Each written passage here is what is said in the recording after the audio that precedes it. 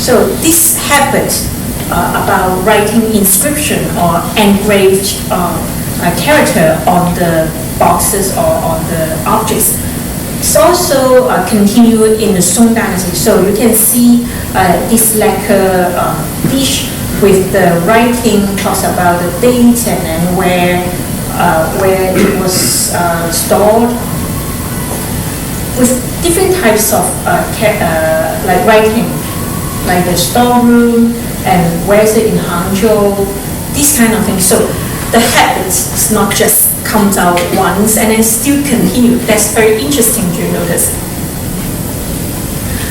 Third, inspiration of the Tang gold and silver. About two ways. One is from different sources.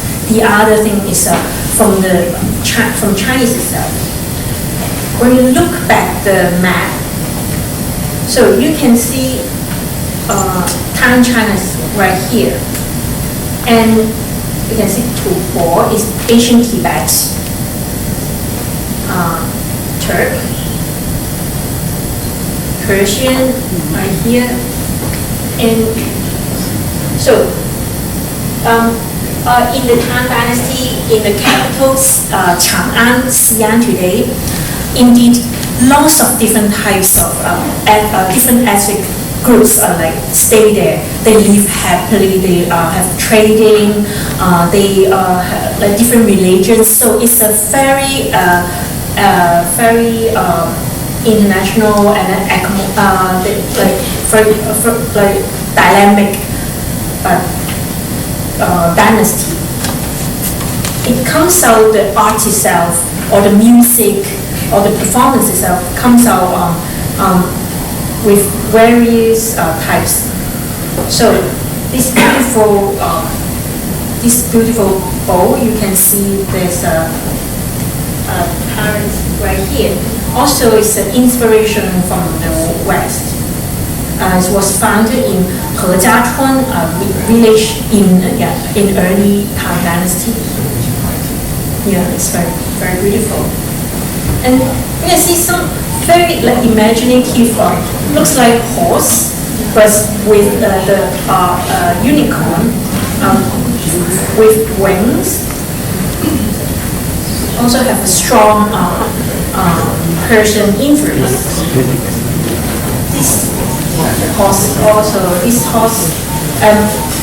This container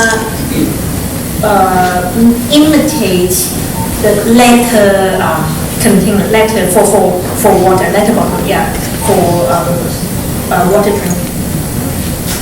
So these two animal possibly blue. And the image of foreigner is a very hot motif of the Tang gold and silver. And you can see it's very typical, like raised nose and then big eyes. This gold was indeed so beautiful. It's also in Tang Cargo collection. It's like the treasure of one of the treasures of Singapore. Yeah. So it's a 10 cm height, and on the surrounding of the cup, there's many musicians.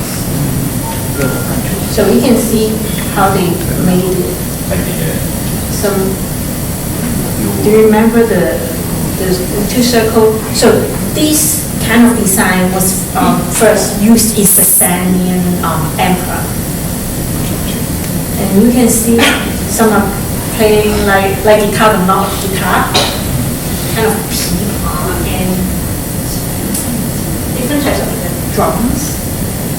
So it's really amazing. And we found an earlier version, which is around 5th century in Datong in Shanxi province. But here, the depiction has stronger Western style, possibly like from Sasanian. It's a late Sasanian style. So you can see how the ancient Tang Chinese try to imitate and integrate the exotic sense and then make their own. More examples. Also the gold cup, but the Tang cargo cup would be one of the biggest one because it's like 10 cm. It's really good and quite heavy indeed. So this kind of this is from the 6th century, also founded in China in Ningxia, and is now housed in Beijing Palace Museum.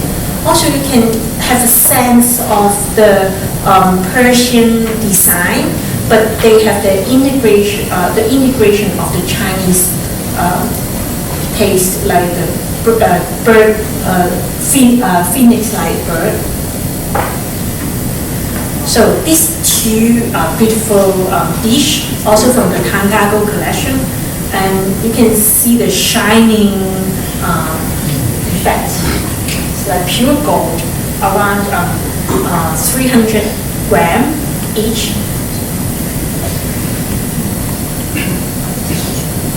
There's a couple of them without any design or entrapment. So very interesting. It is possible that not everyone would like buy the gold, so they need substitution. How to do that? Ceramics in one of the of course yes, ceramics because it's easy to produce. So there's some imitation like this. You can see the line here in this try to imitate the gold.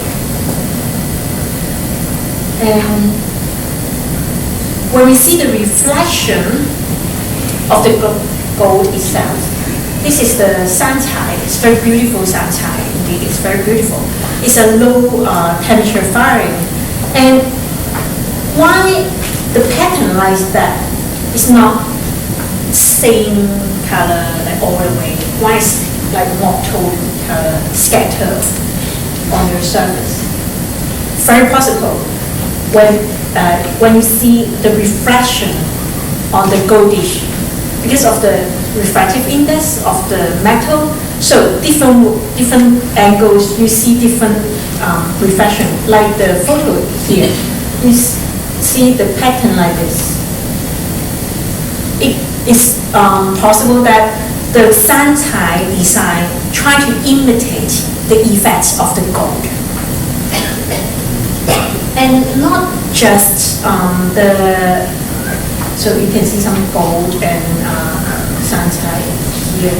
And these two dishes are also from the Tangago collection. They are blue and white, a very early blue and white dish, an important dish, possibly from Iran. So there's a couple of examples how this is gilt silver. The below one is the same one, but one is at the back, one is in front. So this gold one is ceramic, a very cute fish. Because of the different types of materials, you can see the technique they use, how to accomplish the same idea. For the clay, for the ceramics, it's easy to handle, so you can make a little fish here and then stick on it, and it's a very beautiful one. For the gold itself, you cannot do it like this. So the skill was that they used hammering. They have a model at the back, two birds, and then hammer it. So it comes out a pair of birds that pop out and and make a comparison of another beautiful bottle like here, dragon. And when we look into detail, here and the pattern like this, you can also find on the gold dish. And here they try to imitate the design on the metalwork. So like this.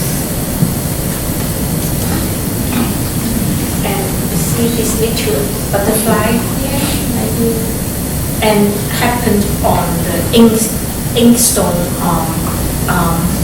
in the Tang collection. So both of them are from the Tang collection.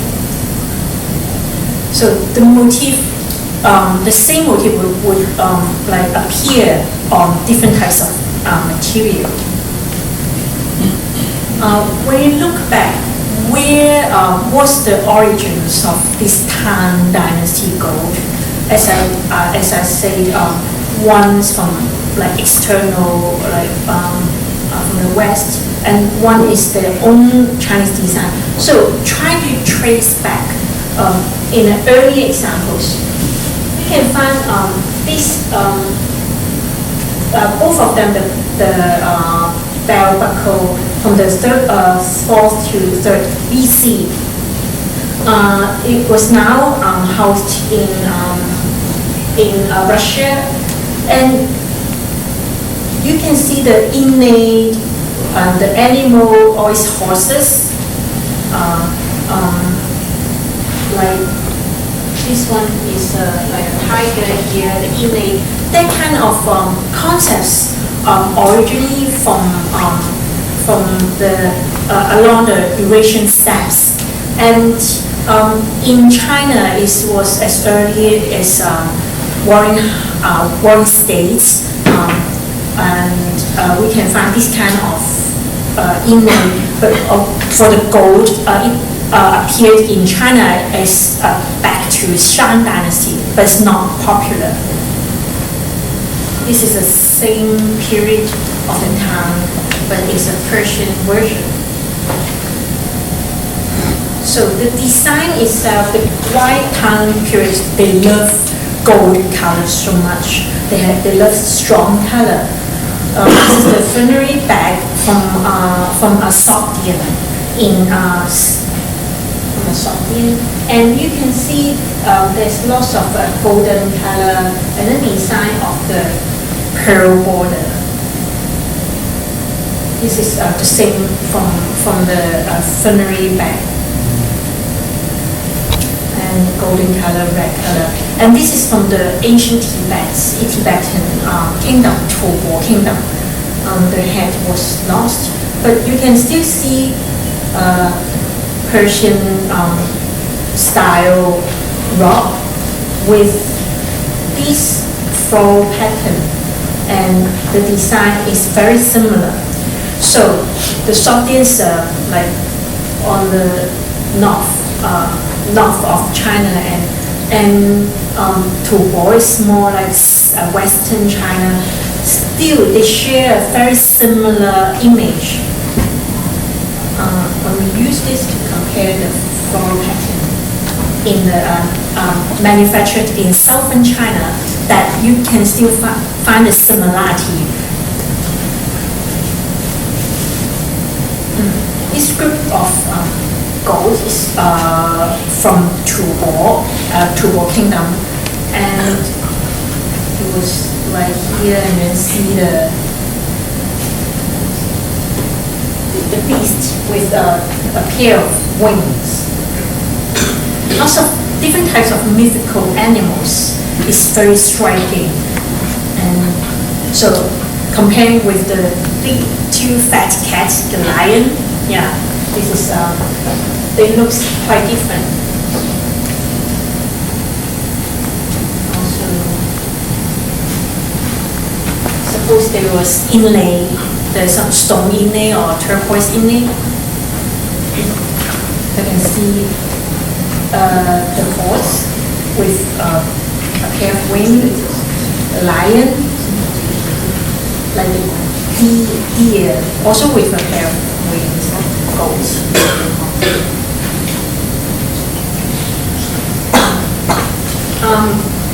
Want to toss again.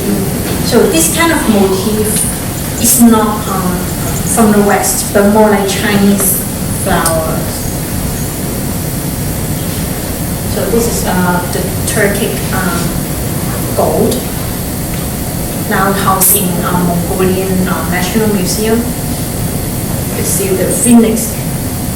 So very interesting. You can see in the 7th to 9th century, no matter along the southern China or Turkic or Sogdian in the north or Tubor in the west, and they all share similar motif, and they also interact with each other. So the deer is from Turkey. They're all very similar. So it's a miniature. It's that big, but you can see the Persian influence.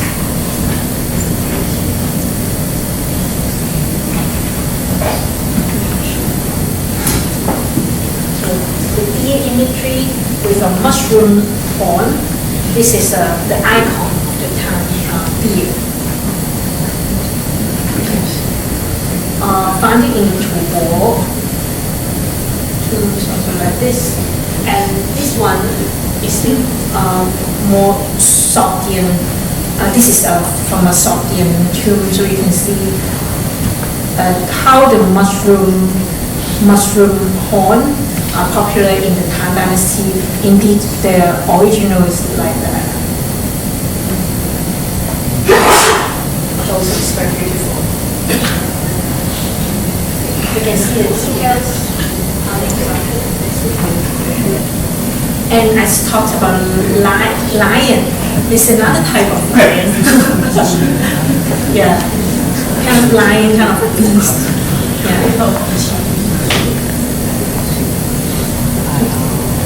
With the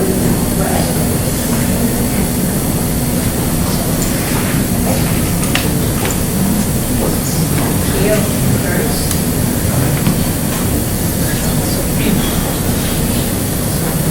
You guys will enjoy the beauty of the Tang. This one also from the Tang Cargo collection. This is a very beautiful boxes, gilt silver boxes with a pair of the maritime Mandarin duck with flowers, and always try to have a symbol of the love. So this is another beautiful gold in the Tang Dynasty. A tree, possibly as a decoration on a box. Make a comparison on a Santai dragon and the dragon on a bronze mirror. So they're very similar.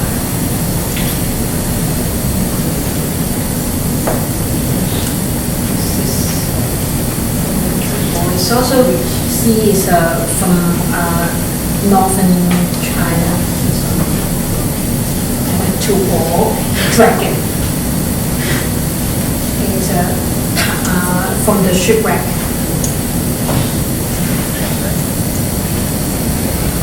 Two flying dragons also is from Tubor. So you can see indeed one motif. It happened in different areas, but they share the similarity, and then the beauty is really amazing. And you still see the little punched holes, like on the ground.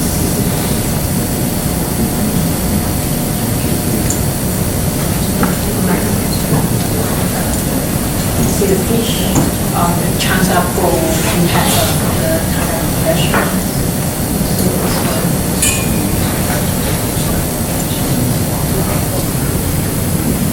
So, like you talk about quick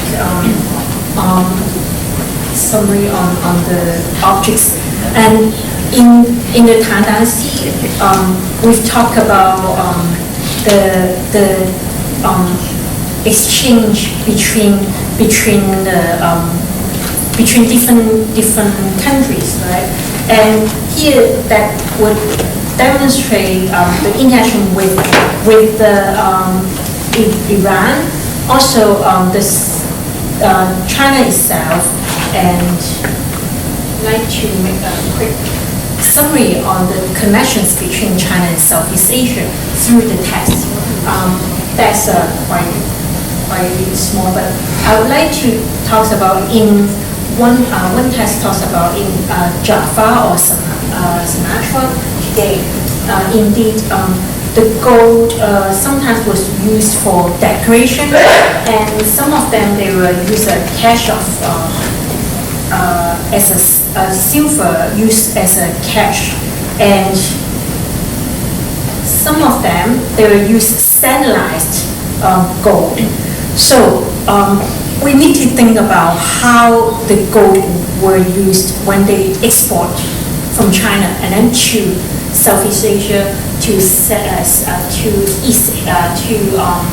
like Middle East. That makes us think more about the function of them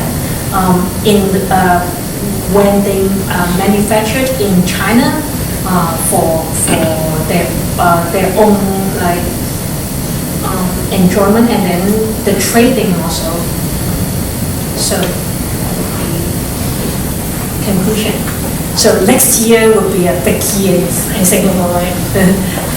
50 years of golden jubilee. So this golden treasure reflect actually the technological, social, and cultural and religious perspective, and then the artistic achievement of the vibrant kingdom that showing why the context of the global exchange between people in the East, Southeast, and West Asia in the 9th century that's indeed comparable to the situation and to the residents of cosmopolitan cities such as Singapore today.